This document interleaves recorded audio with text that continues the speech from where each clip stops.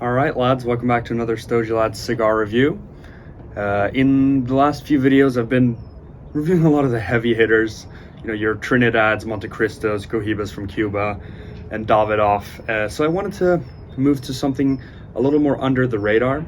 So today I am smoking a cigar from Jose Cejias and his brand Matilde. This is a much smaller brand than the previously mentioned ones. But one I've been hearing pretty good things about. It's more of a boutique level style brand. This is the Serena cigar, which is his Connecticut blend in the Corona Vitola. And I was really happy to see this Corona cigar when I saw it. There's not a lot of non-Cuban Coronas. This is a 44 ring gauge, which is perfect, by 5.5 inch. So it is a classic Corona in the Cuban style, which is really nice to see.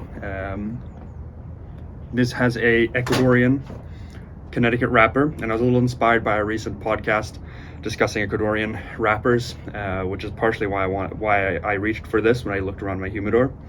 It's got Dominican binder, Dominican filler, and a little bit of Nicaraguan filler as well. I don't know much more about the cigar other than the tobacco itself. I've heard good things about Matilde though in general. It's supposedly quite an underrated brand, I guess you could say. It's making good cigars, but you don't really see it around too much. Not too well known. Jose Cejias has been around making cigars before under different brand names, but this is his own brand. I've read that these cigars, he's just kind of making cigars that he wants to smoke himself, and focusing less on branding and sort of marketing and what will be popular on the market. So I don't know if that's marketing in and of itself, but at least it's interesting.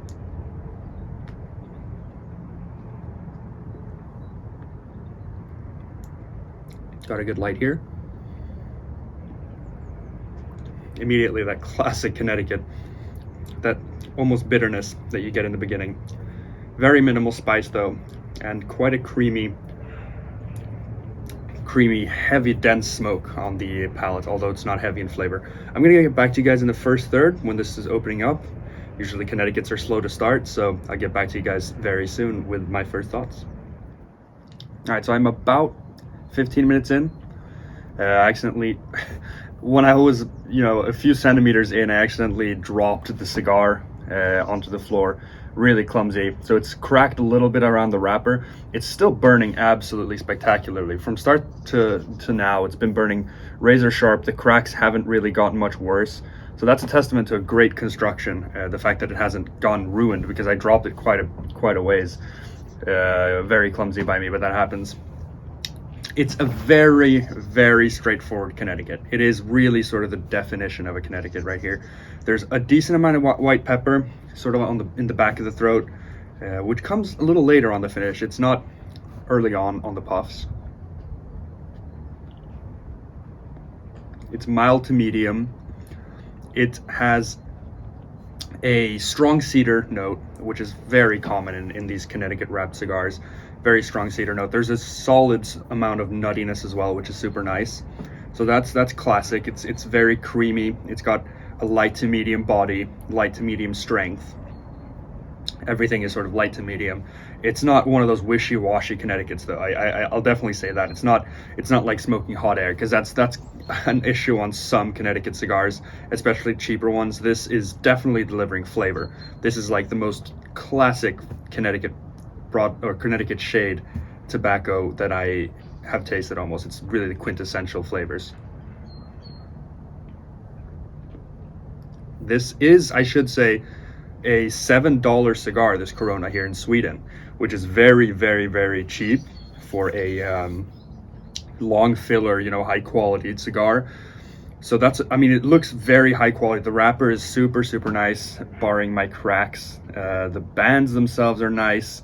The flavors are, it's punching above its weight class a little bit in terms of the quality of the flavors. It doesn't taste like a budget Connecticut. I definitely say so far that this is a fantastic, sort of humidor filler for a Connecticut cigar if you want a lighter smoke that's not complex. I've gotten the same quality out of some other Connecticut cigars in the same price range, or higher price range, but I've gotten the same quality of flavors in higher priced cigar, so it's definitely doing well so far in a more casual smoke. So we'll see how this develops when I get further. Hopefully the cracks don't mess up too much, my clumsy ass. But yeah, I'll see you guys in the second third and see how this goes. All right, so about halfway through, I'd say, almost 30 minutes in. So nice burning time. Connecticut cigars in general, in my experience, tend to burn a little quicker. The wrapper leaf is just so fine and thin that it has very good burning properties, but also burns a little bit faster than a rich, heavy, oily, thicker, darker wrapper leaf. It's very nice though. The construction, again, I'll say, is top notch. It's ticking all the boxes for me for a casual lighter cigar in this price range, where the construction is flawless. I can't even, the cracks that I caused myself have not been in the way whatsoever. It's just been burning through as if nothing, which is a real testament.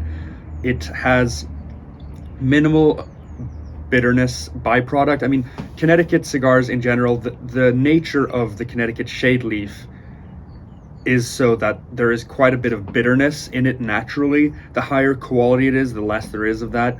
The really good quality Davidoffs, for example, they don't have any of that whatsoever. The first third of this had a decent amount of that almost sour bitterness. Not anything bad though to make it a bad experience. It's just noticeably there. And it's subsiding. I mean, I've had some really, really cheap Connecticut's, and those have quite a lot of bitterness all the way through, and it's just in the way of the enjoyment. This cigar doesn't have too much of that, and that's really what I'm looking for in a lighter Connecticut, cheaper cigar. Good construction, nice flavor, and minimal bitterness, and it's showing all those things. Complexity is fairly low though. It's cedarness, it's still nuttiness. There is no sweetness in this cigar. I'm not detecting any sweetness at all, which is not a good or bad thing. It's just not there. It's nice for a change up. A lot of Connecticut cigars seem to have a bit of like creamy sweetness. This doesn't really have that. What I have noticed here in the second third though is kind of a sharp minty note, like an herbal minty note, which adds a little bit of complexity. It's not bad. It's a little bit different, but I'd say in general it's a cedariness. It's a creamy, rich sort of smoke on the palate. There's the white pepper still in the background, and a good amount of nuttiness. So it's got those classic Connecticut flavors. This is no curveball. This is a cigar that's not really surprising you, but that's not a problem. I'll see how this goes in the final third. Give you guys a last update then, as always, and see you guys soon. So coming up towards the end here, pretty much exactly 55 minutes in. Final smoking time will be somewhere around an hour plus on this stick. Again, the final remarks on the construction was absolutely perfect. The small second band was a little too hardly glued onto the wrapper, and it peeled off a little piece. This thing just still burned through everything. Not a single touch up, nothing like that necessary. Just very, very solid. The final third has definitely added some flavor changes. The nuttiness is gone. The herbal minty note has taken a stronger profile. There's a little more earthiness in this, and every once in a while a sort of cracker type note comes through, which is interesting. It added to the complexity, and it's nice.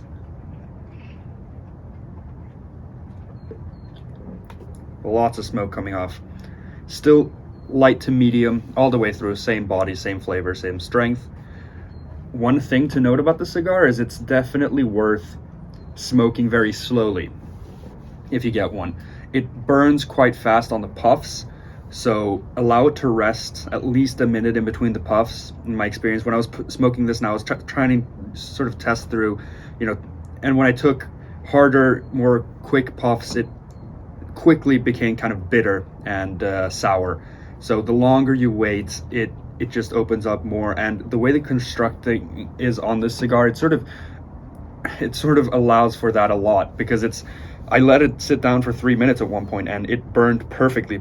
Smoke was still coming off the foot, and after the puff, it was like nothing had happened. I mean, it was absolutely perfect. So you can definitely squeeze this to an hour and a half if you want to smoke it really slowly, and the flavors will just come out even more cleanly. So yeah, very happy with this. Final score, I'll settle at an 87.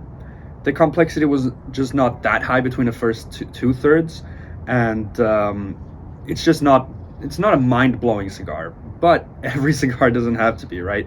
I mean, every occasion doesn't call for a $20 Davidoff, for example. It's just a very nice representation of a casual, nice, easy smoke in Connecticut with a little bit of flavor changes that aren't so usual in the final third, which just, yeah, made it nice. I can really recommend this cigar to anyone wanting to try it out. It's certainly worth a try. And when the construction's this good for that price and some nice flavors, it's an easy winner. It's definitely worth a try. So yeah, I hope you guys enjoyed this video as always, and I'll catch you guys in the next one. Cheers.